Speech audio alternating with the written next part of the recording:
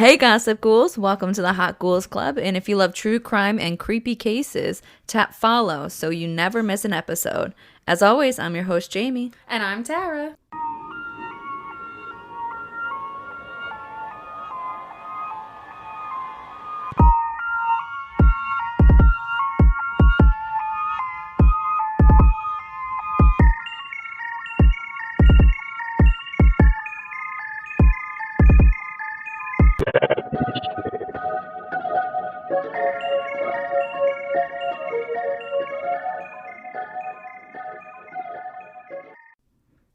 Okay, so we have like a lot to almost talk about because a lot happened since the last time we recorded.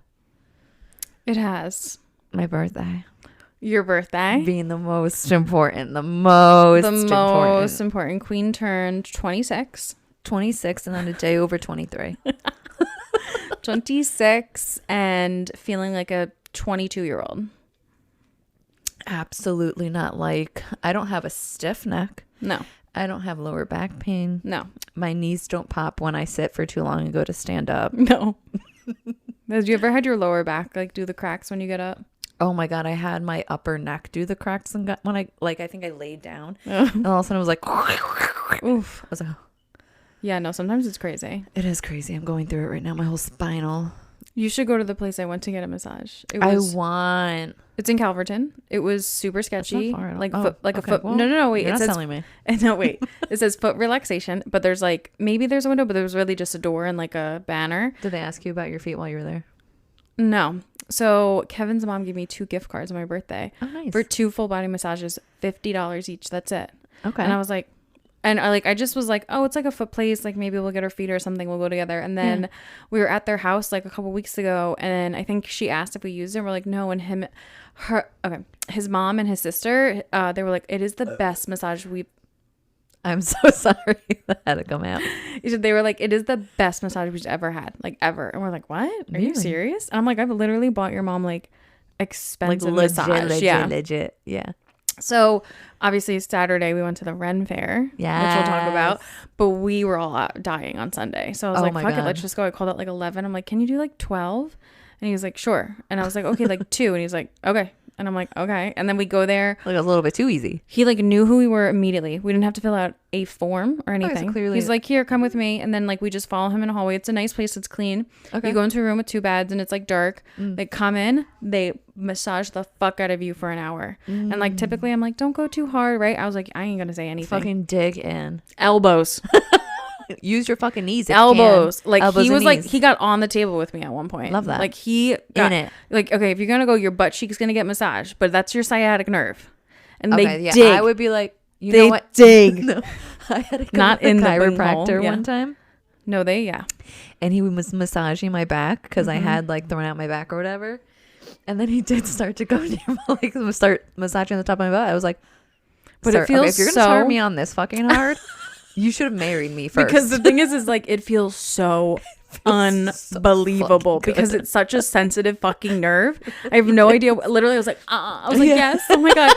Kevin said he like heard me like moan a couple times, but I was moaning in pain. I was like, okay, because I'm not gonna tell him to ease up, but I was like, oh my god. Like my back is so fucked up. Like sometimes my muscles just twitch if they touch it, and I'm like, you do. I was like, it's okay. You have like bad back problems. But like they did the whole left side, and when I tell you the foot on my left leg was like limp, like just laying down, and but like my just right foot was like it was like waiting. It's like my turn, you know what I mean? Don't forget about me. But yeah, choose me, pick me. So I need to go back like every weekend for the rest of my life. Obviously. Oh, that sounds amazing though. Yeah, and worth it if that's how you feel at the end of the day. No, I felt. I mean, I did feel like somebody took a bat to my back. Yeah, because you always feel like you have bruises. Yeah, after.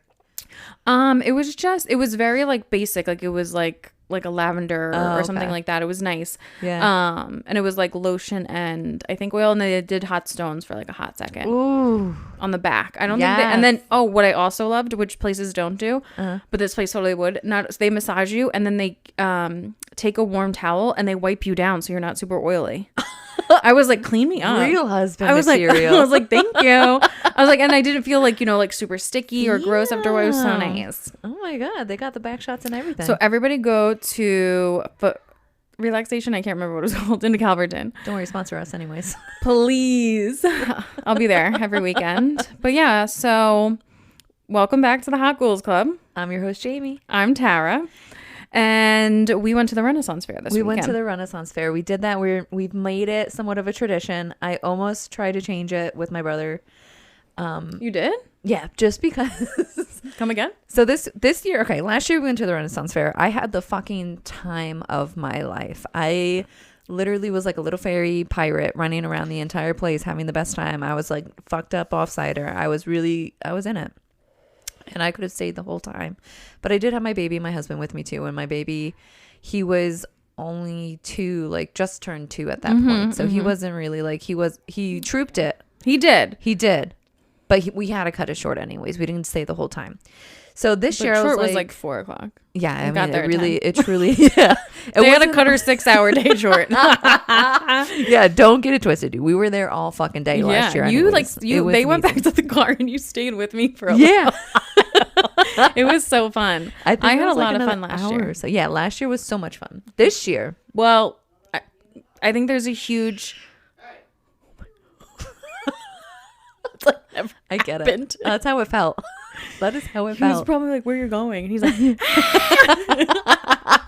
"Enough questions." Yes. He doesn't fuck around with questions. He's like, where can I go? Only certain people question him certain questions too.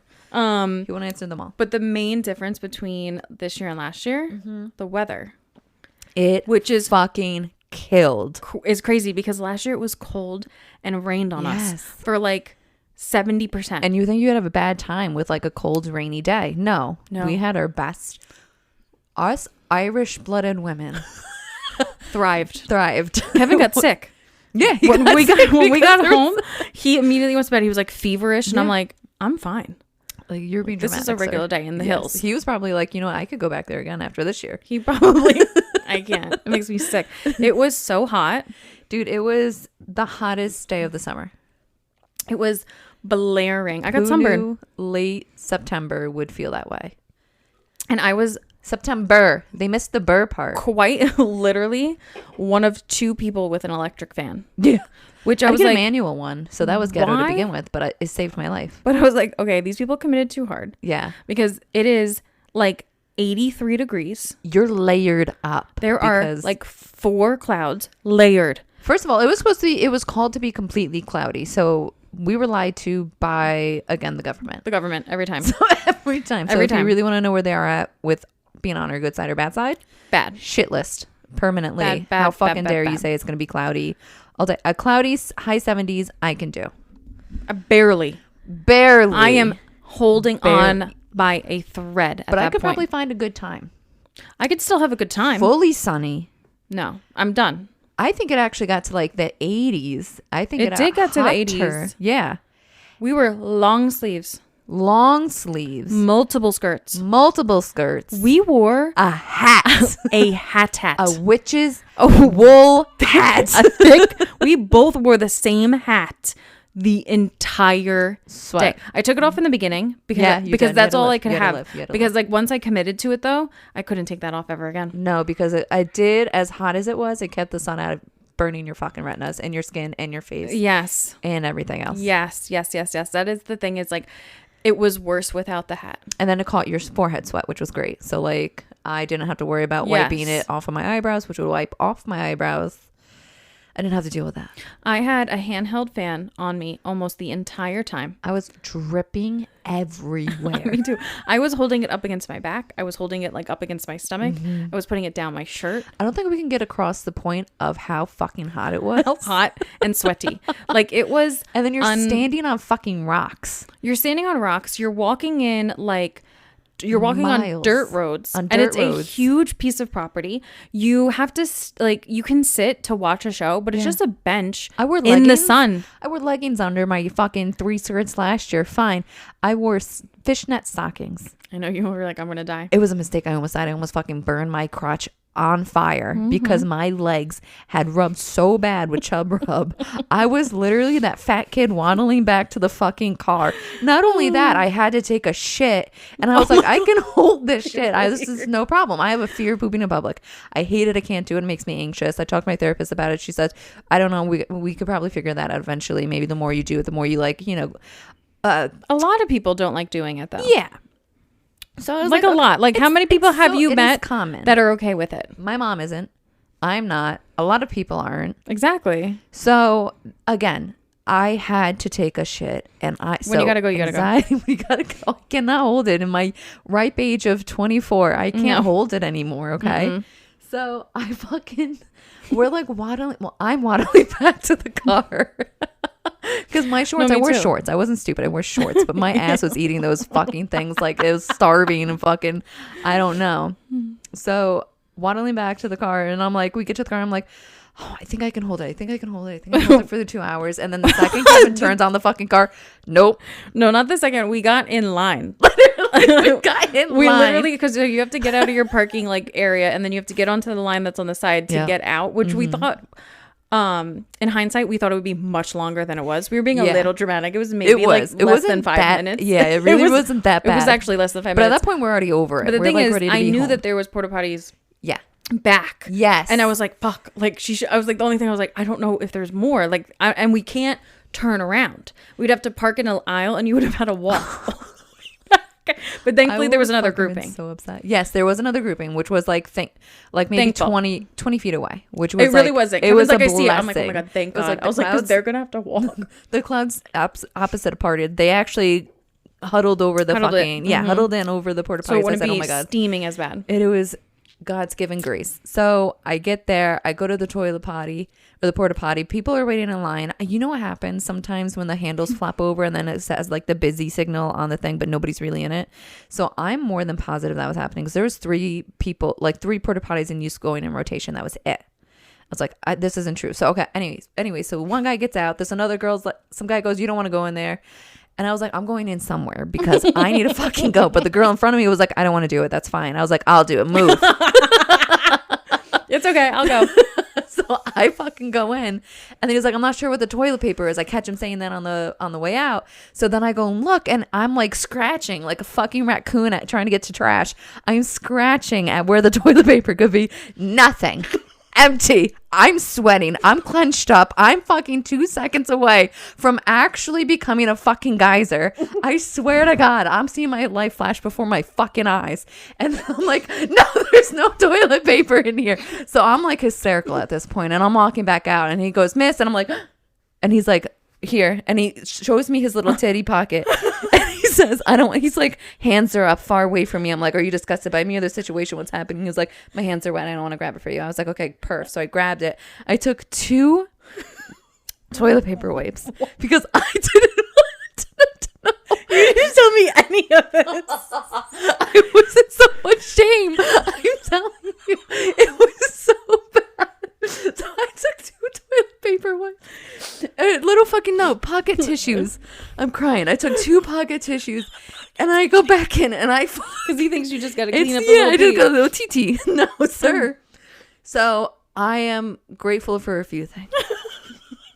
I'm grateful that the second my fucking fanny was out, it all came out. Like, it was a 2-second, like, you could have thought I took a quick piss. The way that shit came out of me. And I used the toilet, the little tissue thing, and I got one big old thing off of it, and then I used it again, and I cleaned it up. No, I'm going in. People need to know, and I needed to be graphic because I need you with me. Okay.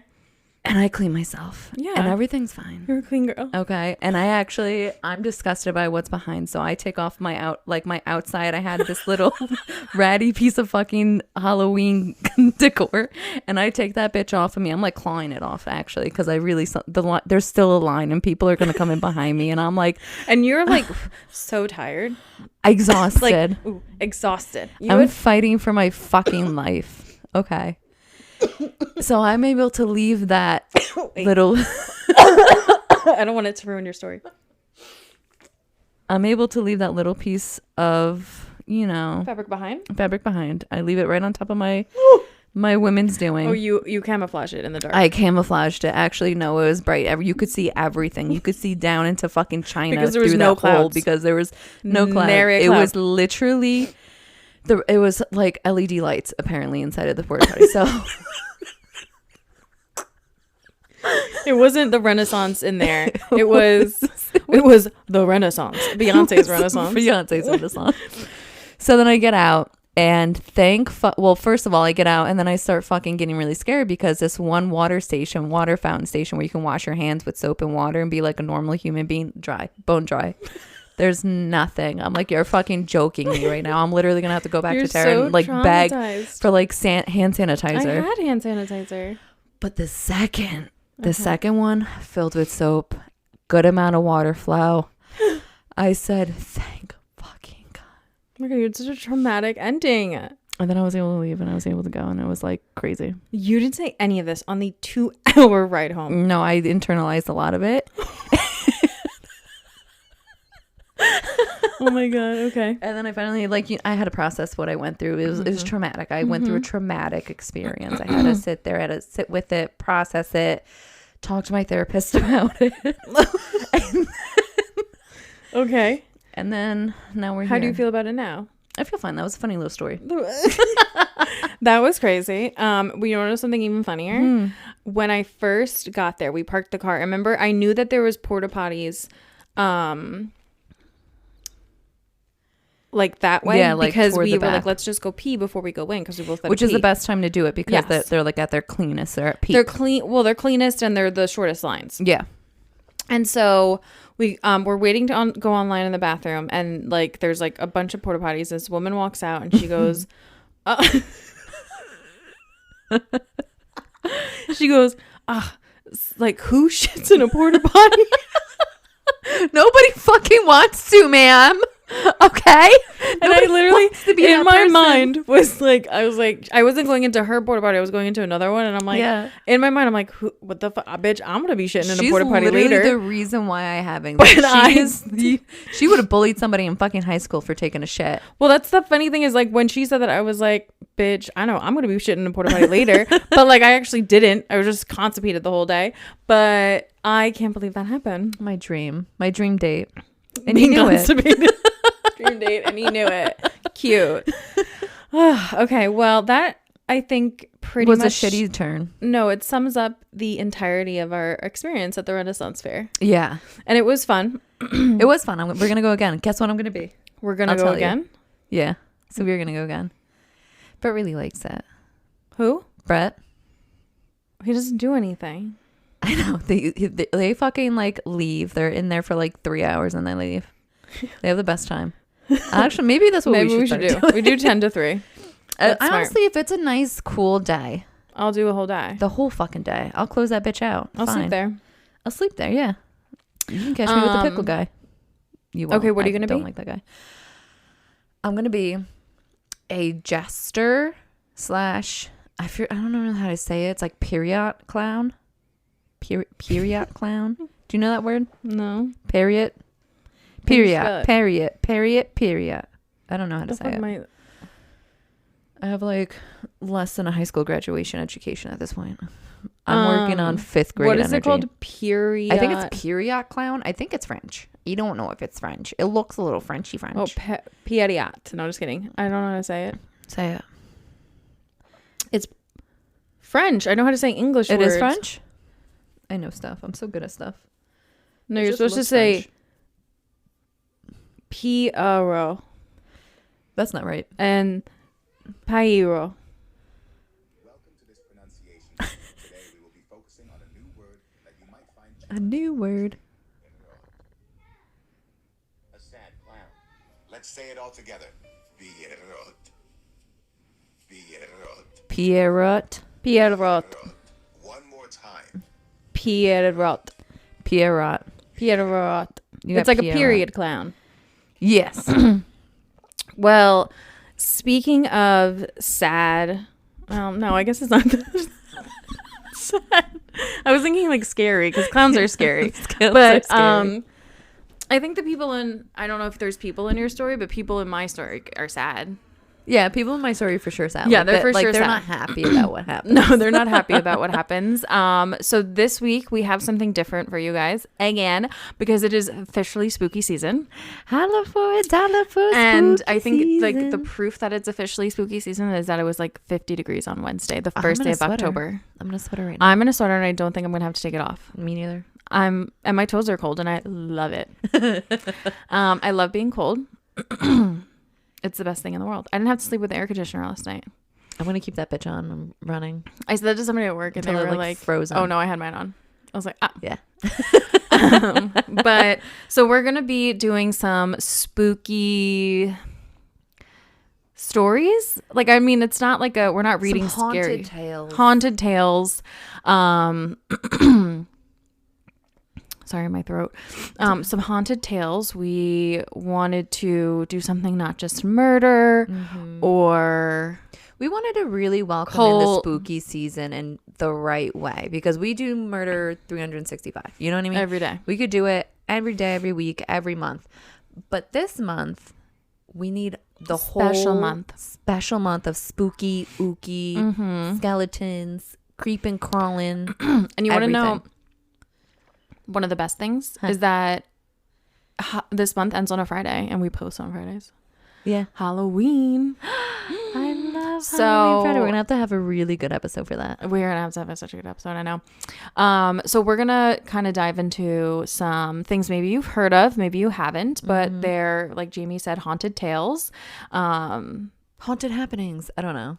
Yeah, I don't know. We'll figure it out. We'll name it. That'll be the name. So I'm gonna get into my story. Action. Go.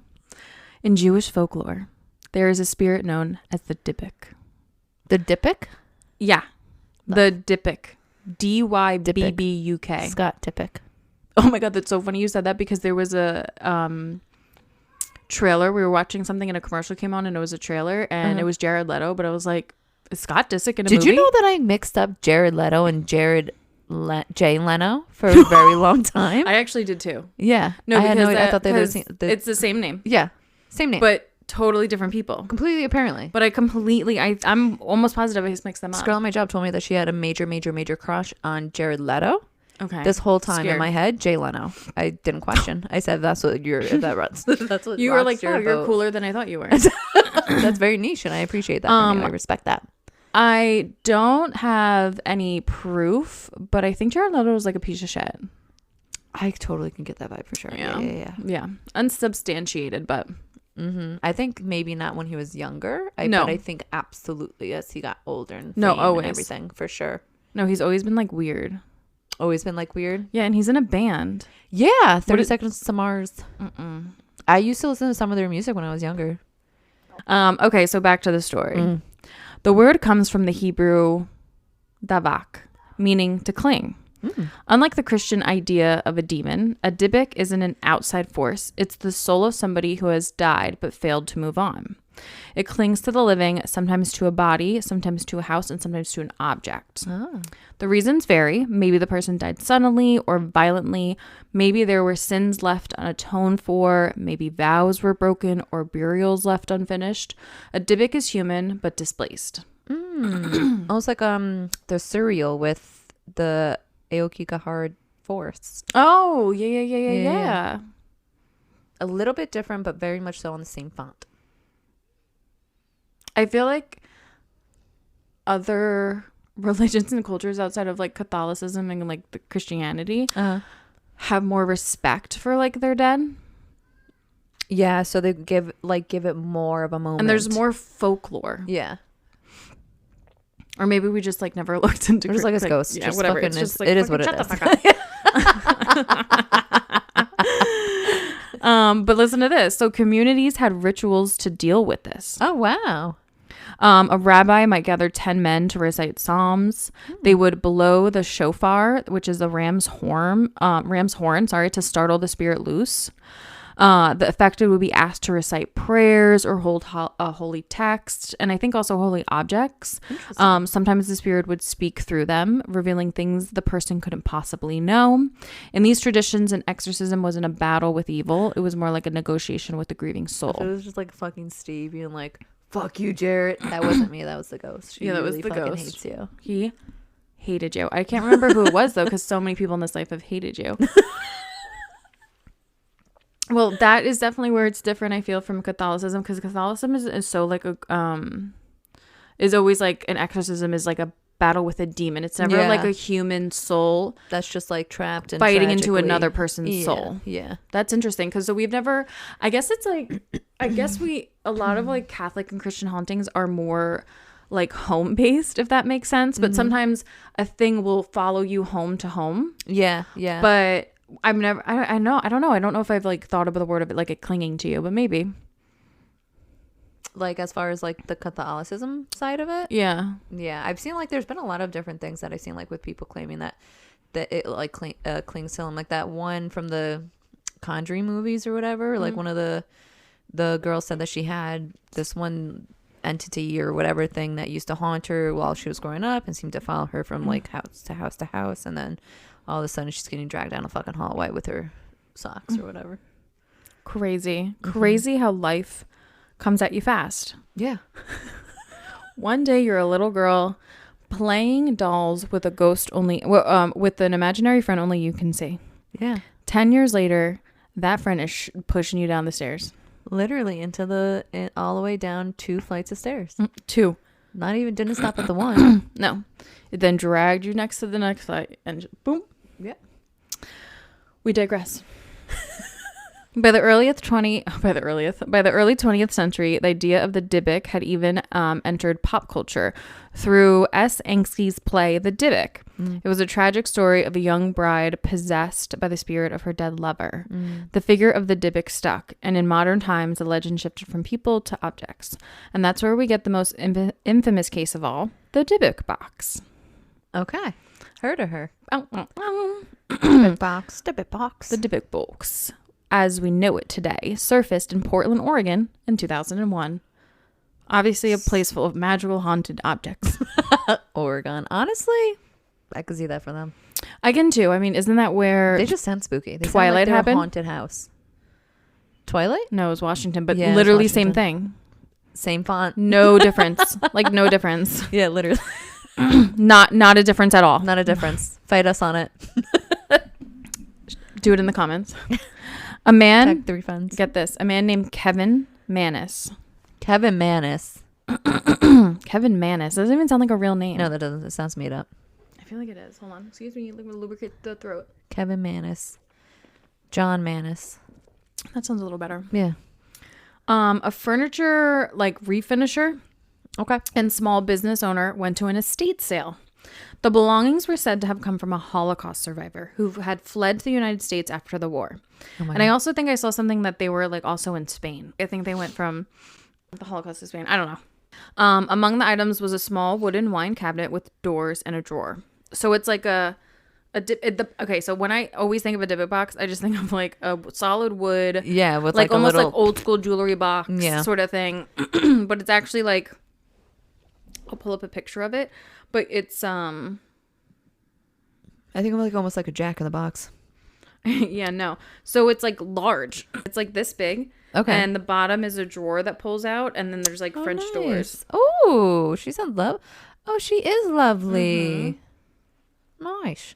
And get this. So Kevin bought it. Kevin Manis. And he thought it was a wine cabinet because those little like Oh, it's that big. it's that big, and those handles are like a bundle of grapes.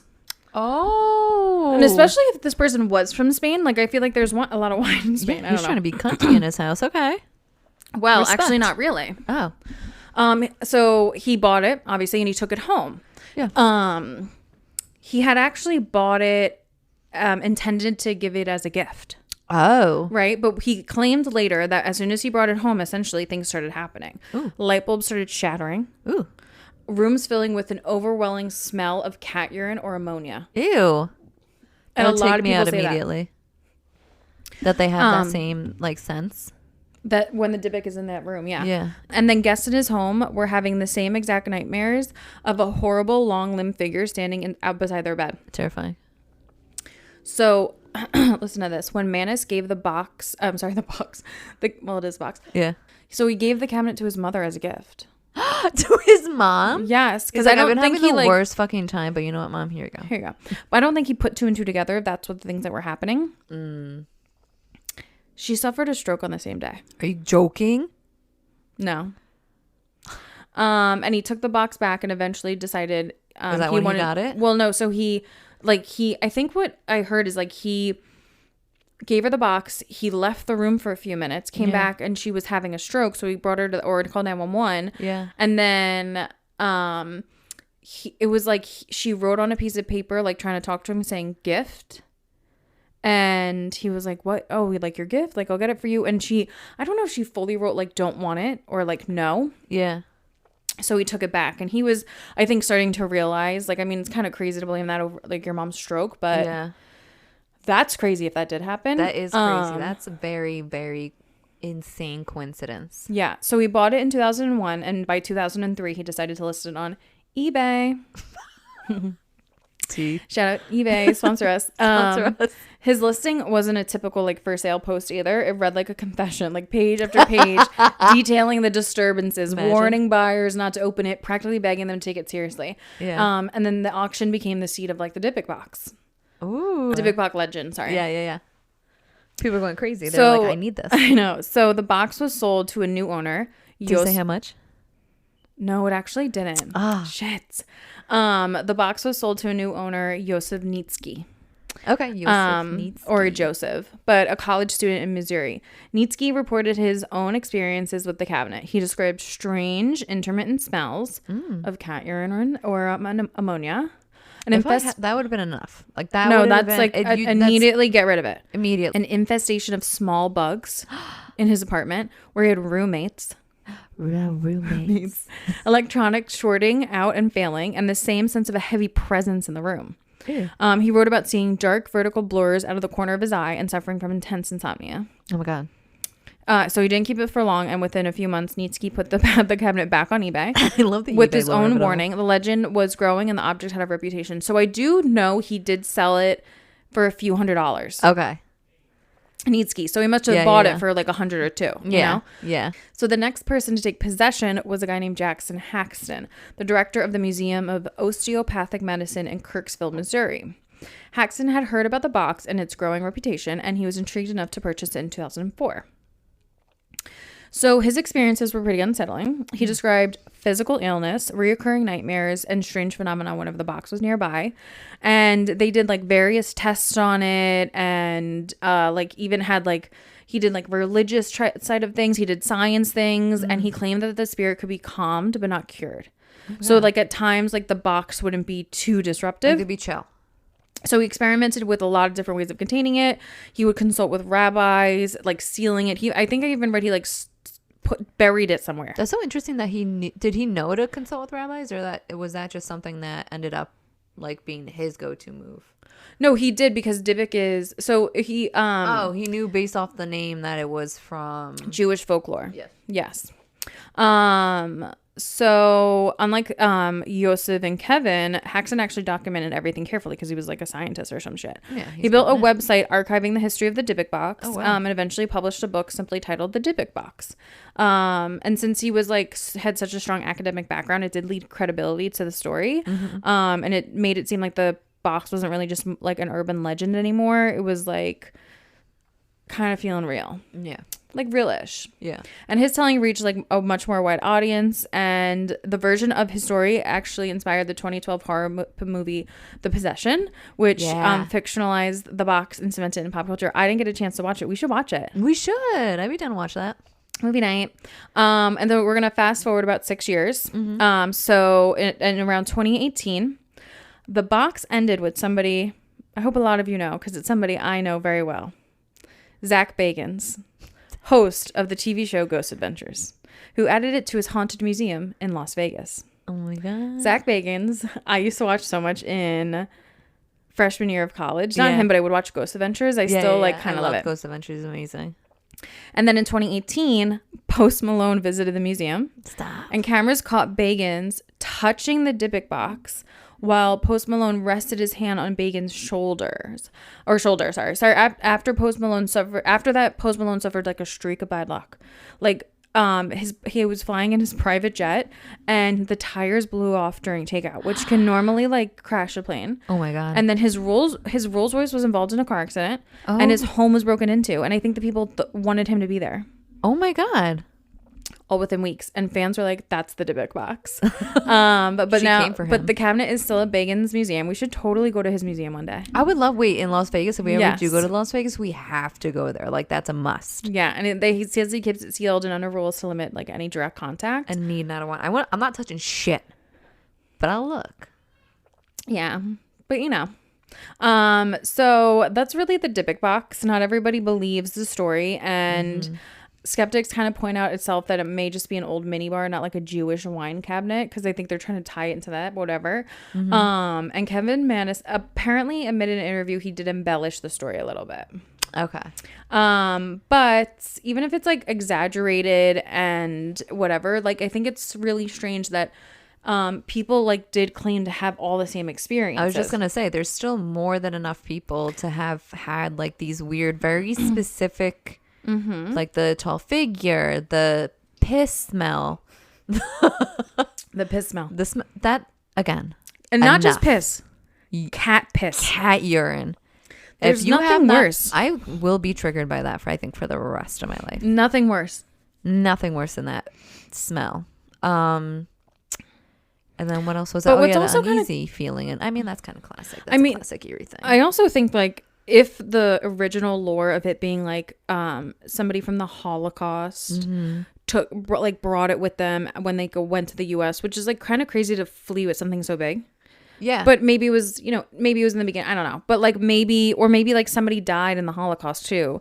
And like and that very entity close to them. obviously had unfinished business or died in Yeah. a traumatic way or Yeah. something like that. And maybe what I kind of find, I guess, is interesting when it does come to any sort of haunting like this is that these spirits like can't let go. Yeah. And it's like I can understand maybe why they can't let go at first, but like is there something like once you're a spirit you like stop the ability to like think critically?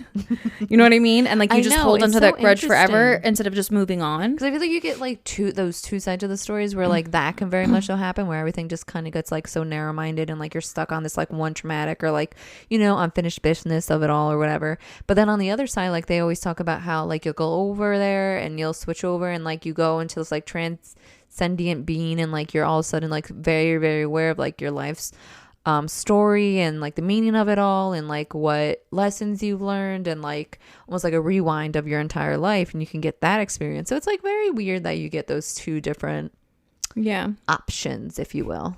One or two. Red door, blue door. That would be I know. No, it is crazy. I mean, it's also crazy that we literally just don't know what's gonna happen. No, yeah, so true.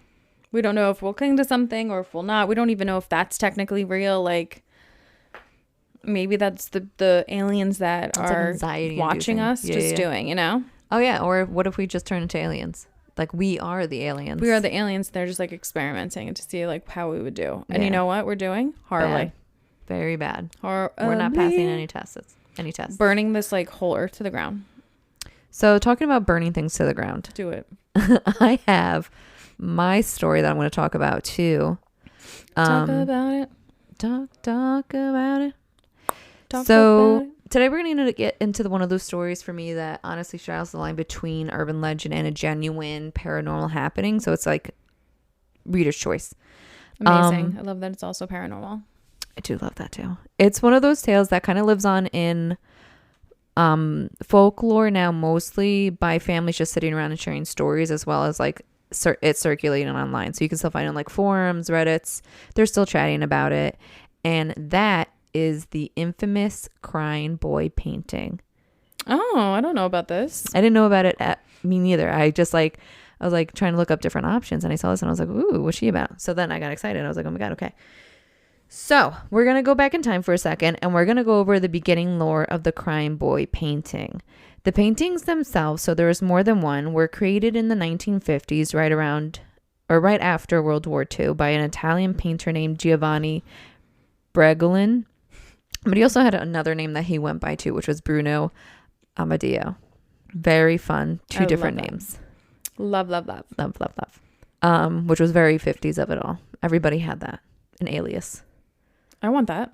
I don't like the Black Dahlia had an alias. I know, but his is like a name. Well, she did have her name. Was she? No, she did. No, she didn't. Yes, she did. I don't remember. Wasn't she actually called like the Blue Dahlia? Like in real life? Yeah, like she was between the Blue Dahlia and the Black Dahlia. Which was just like weird. Mm-hmm. It was weird that her nickname in real life was Blue Dahlia. And the story itself that is from the Blue Dahlia or the Black Dahlia, the movie, and like what that whole thing is about.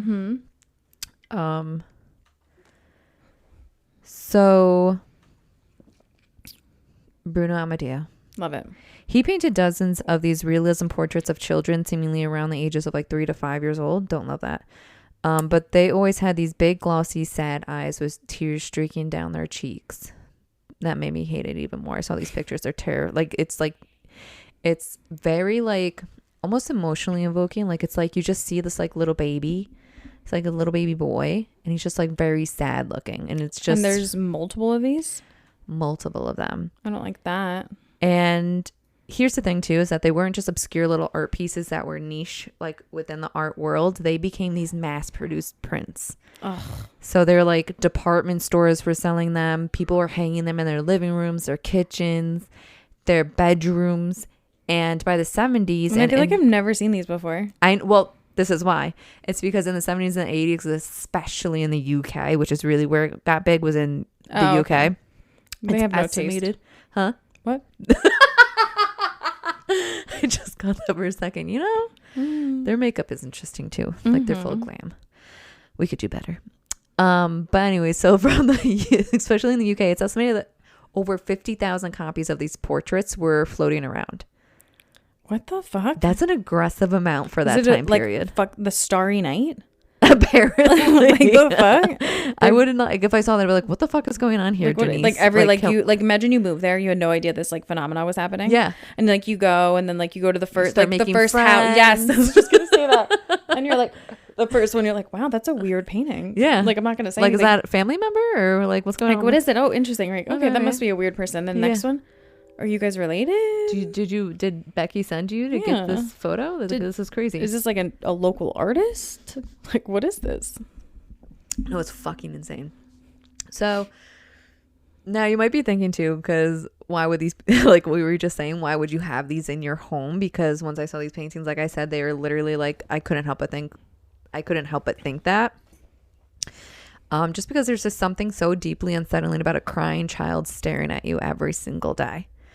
But this was the era of sentimental art. So like a lot of, just like the sad-eyed children, there's a lot of puppies in baskets. There's a lot of Velvet Elvis. There's just a lot of these like weird nichey things that people would just, everybody would have hanging up in their house. And the Crying Boy series was kind of part of that cultural wave. And they became very normal staple for a lot of households during that time. But then, and this is where it starts to get strange, the paintings start to get a reputation for themselves. Did you look it up? Yeah, it's like fucking weird. No, it's weird. No, it's like not normal. No, that's not what I pictured at all. Like I pictured it wouldn't like look so human. No, it does. It looks so human. It's just like, why do you have that? Why did you paint that? Why is your muse? Why is that in your kitchen? Like just why? Why? What? Why would you see that and be like, that's coming home with me? You're at TJ Maxx. You're looking at the home decor. You're looking at the prints and you're like, what should I do? Between that and like a nice fucking landscape, you're going to go with this sad little baby. Like there's a Monet print it's like right dark. there. Like, come on. It's very creepy. And throughout the 1980s, there was reports of devastating house fires in the UK. So entire homes burned to the ground with families losing everything. But when firefighters went through the rubble time after time, they noticed the same bizarre detail. And that was the Crying Boy paintings were always intact. Were they like fire retardant? That's one of the more logical thinking. Like, yeah, but why would they be? Right? Out of everything, you're going to buy it from What, like a were they fucking made out of department store. concrete? You're going to get literally. So they were all completely untouched and unfazed, and sometimes even hanging neatly still on the wall while everything else around them was blackened in ash and soot. Yeah. And at the first emergency, authorities, and at first, The emergency authorities would just chalk it up to like coincidence when they first started to notice that this was happening. No. But as these reports started to stack up and the paintings time after time remained unscathed, it all started to take on a different and more eerie vibe.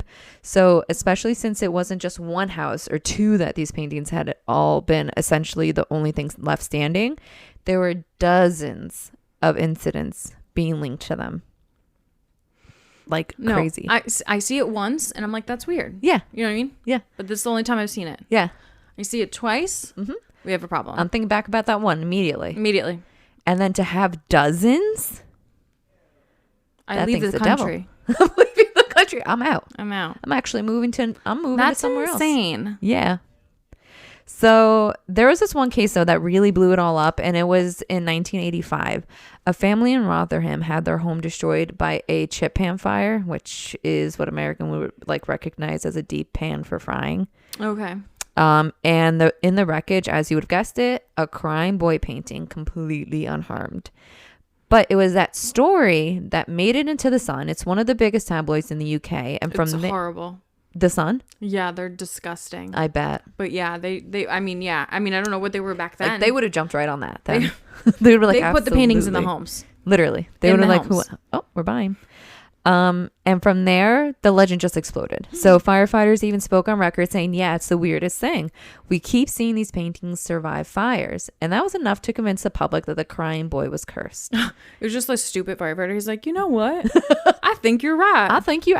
Shit. I'm going to get behind that idea. I can't see anything else. I said, Ryan, I done seen about 4 of those paintings. We have one in our home. I love how we're making them Southern and they're British. Literally. So the story was being sent. So with the story being sent out, it caused people to panic and stories also to pour in. So the people that own these paintings started writing to newspapers saying that they had bad luck after buying one. Yeah. So others claim that they couldn't get rid of it, that the attempts to destroy it, even burning it, just didn't work. And at least, and this is at least from what they're saying, this is the story that these newspapers and tabloids are pushing back out. So we don't know necessarily if this is real.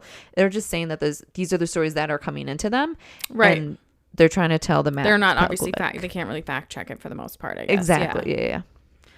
But I mean, people are saying it, and it's very, very weird. So there's obviously some stigma with fires and shit going on with these paintings. Hell you. So one of the most bizarre parts, though, is that the Sun actually organized a public bonfire in 1985. See, they're so annoying. Yeah.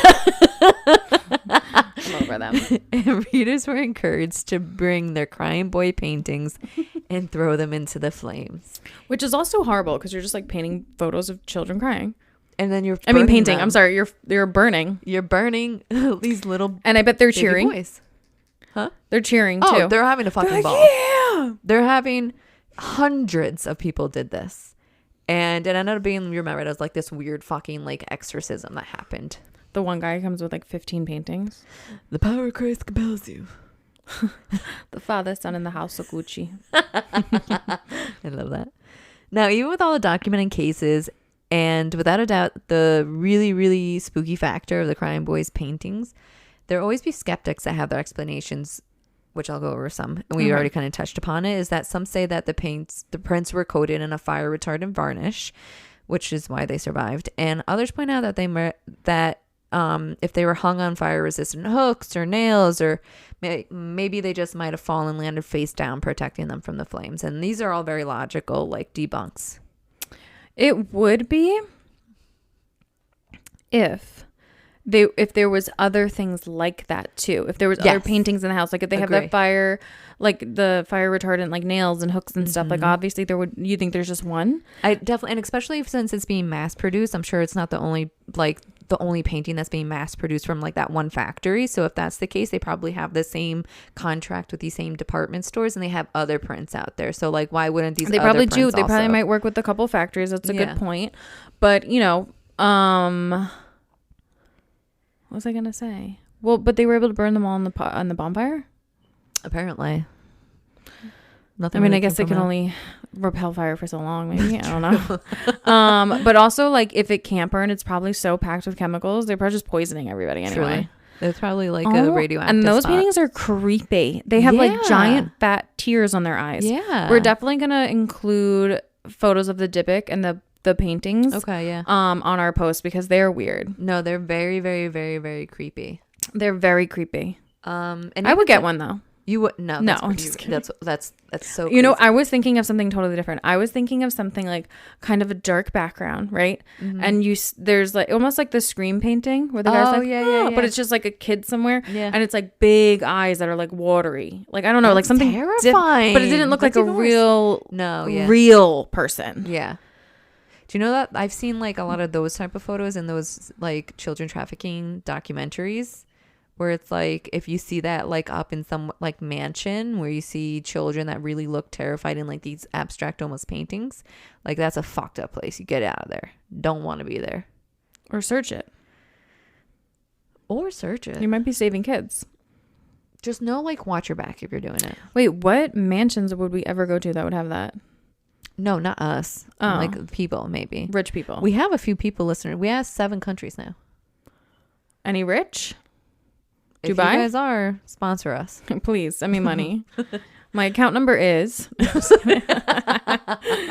PayPal, Cash App, we accept Venmo. it. Venmo. Love. Look me up. So even today, if you look on forums, you'll find people swearing off ever owning one, like they just won't entertain it. And sometimes the legend does get updated, so you'll hear more about thrift store shoppers who bought a copy and suddenly they come with a streak of bad luck or minor accidents, and then they'll blame it on the Crime Boy painting once they come across the lore of it all. I wonder if there's any in the US. Probably. There has to be one or two. I mean, with so many that have been like in circulation. Yeah. You know what I mean? Or I feel like our objects were similar. Yeah.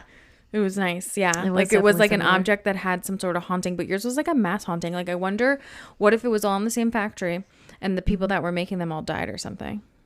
That would be interesting. They all got like gunned some down. fucked up shit happened to Like them. gang shit in like Romania. They would have been stabbed. Hell yeah. Stabbings are big outside of U.S. What are? Stabbings. I know they are really big. Mm-hmm. You like, yeah, that's your thing. It is. Yeah, Very, yeah, yeah. like, I don't know. It's just like very like why? You know what I mean? I feel like Messy. I would rather somebody try to stab me than shoot me because I feel like I a have stabbing an makes it Irish better. fighting chance. Yes, absolutely. I have a little bit more give. Like a bullet. I'm like, Like a bullet. Like it's But I'm totally entering. convinced I could get out of the way of a bullet. Yeah, like I'm totally convinced because you know when you're like watching a crime show Yeah. and somebody's just pointing a gun at you, Yeah. I just You just like, yeah, I'd be like, you do a little spin in the air. yeah, I'd be like, what are we gonna do? You know what I was thinking too, which is a terrible thought to have, but it's because like shootings have been so fucking rampant lately in the U.S. Is that I was like, what if somebody goes to, like the run fair and like does that type shit? I was like, what am I going to do? What do you mean that's bad to I'm think? But running people think deeper it into all the woods. time. Huh? People have been thinking that all the time. Yeah. But I feel like if you're gonna do it at the run fair, you should do it with like a bow and arrow or a crossbow. I'd have more respect for you. Yeah, for sure. For sure. Like way more you respect. just actually bring like a real life like mace up in there and you just start swinging. Yeah. There's people with swords. Like do it. Like do a little group thing. Yeah. Don't do a gun. No. Because that's not on original. You're just another statistic at that point. You're just another statistic. Be creative. No, I totally get that. But my one place that like always I only Like that ever thought think process it is goes? in the movies. The movie. Oh yeah, you did say. I'm Yeah. surprised you don't think about that like at a concert because that's like also been like a thing. Yeah, I guess maybe because there's Was like it because of that Joker one that happened? That was like yeah, I mean Yeah, because that that I was think was the insane. big first one. It was in Aurora or something, Colorado, Yeah. and I think that there's like a lot more time for you to think at a movie, like because the trailers and I Oh, I always guess think so. it Yeah. when it gets dark. Well, And that's they're when like, it happened. well, no, when it gets dark Right? and they say the exits are blah blah blah, and I Yeah. look around and I'm like, okay, I need to know where the exits are in case I have to run out for a shooter. I'm jumping. I over think people. that every time at a movie, and I don't think that really anywhere else. So I mean, I'm pretty suspicious. Like, Yeah. I like if people are acting a little weird, I'm gonna watch you, and I will Hell openly yeah, watch dude. you. Yeah, absolutely. If I see you staring at somebody or like a kid that I'm with, right I'm gonna the stare you fuck right at back. you. Yeah. Yeah. I was watching Law and Order. I've been watching a ton of it, and it just jumps seasons. But I was in a later season with this Love guy Law and Carisi, and he's like a Boston or something, or like a New York Italian. Yeah. And he walked outside with his like 13-year-old stepdaughter and a creepy, his 8-year-old stepdaughter, and a creepy guy like looked at her, Ew. like looked back to look at her back, and he like was like. And at this point, he was a detective. Now he's in the junior or whatever ADA. He's like the lawyer. Uh-huh.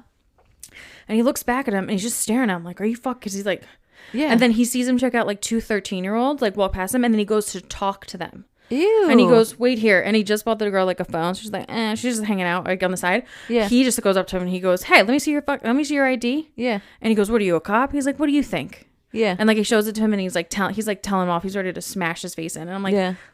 that's what I would do. I would do that. Absolutely. Yeah, I cannot stand people that like there was like this one guy that like talked to Archer randomly. Where were we? We were in this cafe in Maine. And he just goes up and he starts talking to Archer. Well, he like I don't know. Like he was like, I don't know what the fuck he was doing. But he starts talking to him. He's not even talking to me. He's not talking to Ralph. He barely even like acknowledges us. And he starts talking to my son. And I'm like looking at him like, I'm not happy. I'm not smiling.